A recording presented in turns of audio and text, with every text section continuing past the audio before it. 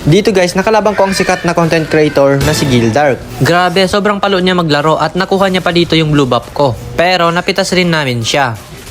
Kaya dumalaw agad ako dito sa XP lane namin para lumamang kami sa turtle. Ang kaso, sobrang bilis ni Gildark rumespo at muntikan pa kaming maubos. Sinuwerte na lang talaga ako dito kaya nakatakas pa. Pero hindi na ako umabot sa turtle. Kaya rumespawn na lang ako para tulungan yung mga kasama ko. Kasi alam naman natin yung laruan ni Gildark, mahilig to sa clash. Katulad nito, di ba? Akala mo dito tapos na, pero hindi yan papayag si Gildark hanggat hindi kayo nauubos. Kaya tamang iwas lang ako dito sa kanya, kaso sinusundan talaga ako kahit saan. At kada clash, nandyan talaga yan. Katulad nito, buhay sana ako dito, kaso nandito na naman si Gildark. Kaya wala tayong magagawa, kaya napitas na lang ako dito. Todo iwas na ako dito sa kanya, kaso napalalim siya. Kaya siya naman yung bibigyan natin dito. Pagkatapos, kinuha ko na agad dito yung turtle para hindi na kami abutan ni Gildark. Ang kaso, pumapalag din tong mga kasama niya. Tapos dito, ayaw tigilan ni Gildark yung blue buff ko. Kaya tinago ko muna dito sa bush para hindi niya ma-retry ng maayos.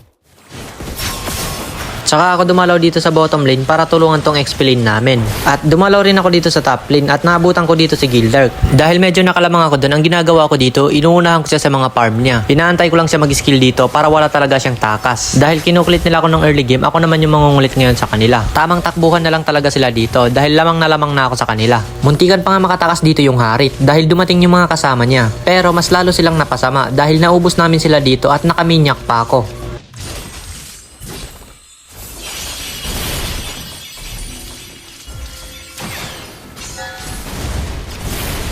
Nandito na kami sa Lord Fight, ang pinakaayaw ko sa lahat. Lalong-lalo na pag solo kagaya nito. Dahil ayaw i-reset ng mga kakampi ko yung Lord. Kahit alam nila buhay pa yung core ng kalaban. Imbis na mag-hero muna, tinutuloy talaga nila yung Lord. Napakadelikado kasi ng ganitong play, lalong-lalo na pag buhay pa lahat ng kalaban. Nakuha ko naman dito yung Lord pero namatay rin naman ako.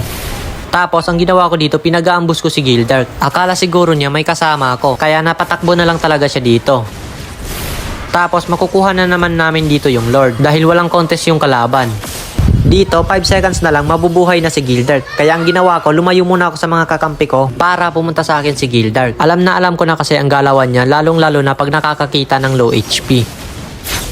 Pinagre-recallan ko na siya dito dahil alam ko, kayang-kaya ko na pumalag sa kanya ng 1v1. Kung kaninang early game ako yung hinahabol niya, ngayon ako naman yung mga habol sa kanya. By the way, isang karangalan ang makalaban ka, Idol Gildark. Matagal ko na talaga siya guys nakakalaban. Ang kaso, hindi pa ako content creator nun. Puro screenshot pa lang ang ginagawa ko nun tuwing nakakalaban ko siya. At marami pang mga content creator ang mga nakakalaban ko nun, nung panahong batak na batak pa ako sa ML.